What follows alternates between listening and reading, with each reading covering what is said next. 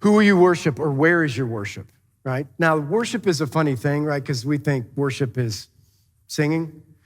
Worship is where you show the affection of your heart for all of your week. That's what worship is, right? Worship is where you show the affection. You know what the crazy thing, you know what Scripture says?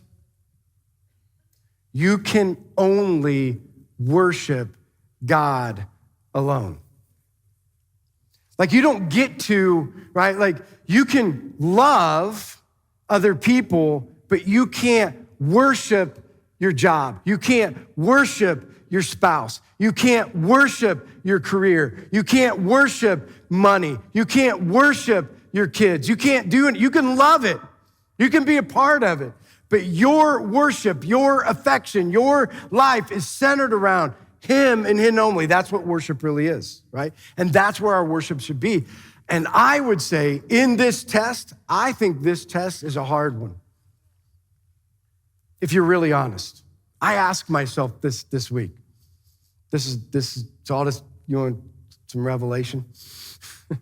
This is how part of it was for me. I sat there and thought, what are the things that I worship, right? What are the things that I would put my affection to that would take me away from full affection towards God, right? You know, one of them was money. And it doesn't mean that when you have a bunch of it, like I worship it because I have a bunch of it, because you don't got any of it. Anybody? Like it's a struggle, right? And so you do everything, you say it's not affection, but it is affection because you're ordering everything around those things.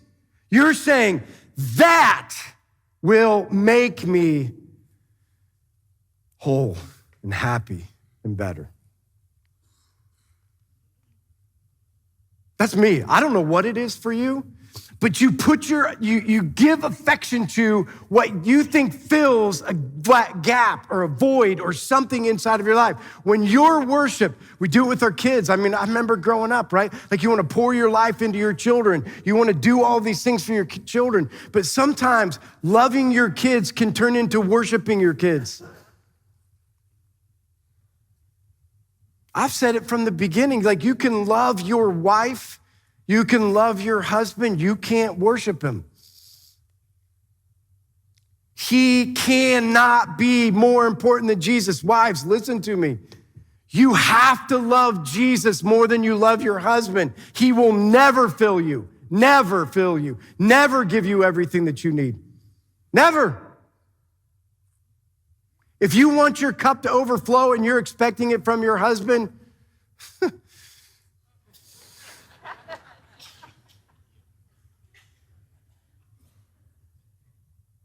I'm just saying, guys, if you want to love your wife well, like if she keeps like, I need you. She doesn't need you. She needs you to love Jesus more. She does. She needs you to be so full that in the presence of your relationship, there is an overflowing that's unexplainable. You don't got it, but He does, right? Like that's the idea. When we worship right, these things go right. So it's a test of our worship.